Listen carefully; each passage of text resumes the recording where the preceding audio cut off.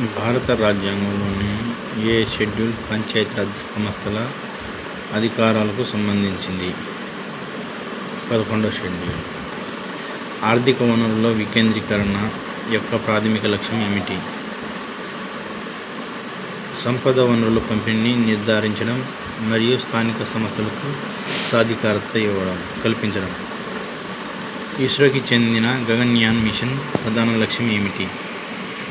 భారతీయ వ్యోమగాములను అంతరిక్షంలోకి పంపడం. భారత యూనియన్ యొక్క దక్షిణ కొన దక్షిణ అంచు ఏది? ఇందిరా పాయింట్.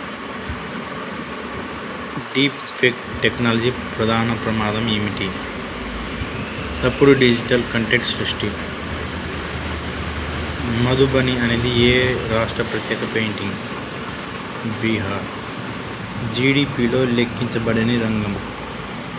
గృహ పనులు. పిఎం మోడీ ఇటీవల ఏ దేశపు అత్యున్నత పర్యావరణ పురస్కారమైన guardian of the blue horizon ను అందుకున్నారు?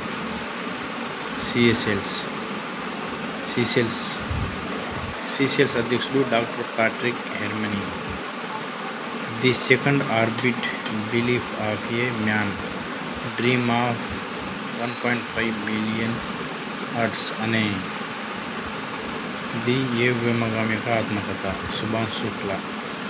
ఇటీవల జిఐ ట్యాగులను అందుకున్న సీతాహి కుట్కి, నాగదమన్ కుట్కి మరియు జైగాని అర్హార్ ఏ రాష్ట్రానికి చెందినది? మధ్యప్రదేశ్. నోంగ్కిలెమ్ వన్యప్రాణుల అభయారణ్యం ఏ రాష్ట్రంలో కలదు? మేఘాలయ. లూనార్ సదస్సు ఏ రాష్ట్రంలో కలదు? మహారాష్ట్ర.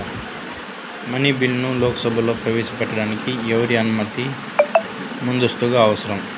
రాష్ట్రపతి. డిజి లాకర్ సేవ ప్రధాన ప్రయోజనం ఏమిటి? డిజిటల్ పత్రాల భద్రపరచడం. జై ఆంధ్ర ఉద్యమం ఏ సంవత్సరంలో ప్రారంభమైంది? 1972లో. సుప్రీంకోర్టు మూలిక నిబంధనలు రాజ్యాంగబద్ధమే. స్థానిక ఉద్యోగాలు స్థానికులకు ఇవ్వాలని తీర్పు ఇవ్వడంతో జై ఆంధ్ర ఉద్యమం 1972లో ప్రారంభమైంది.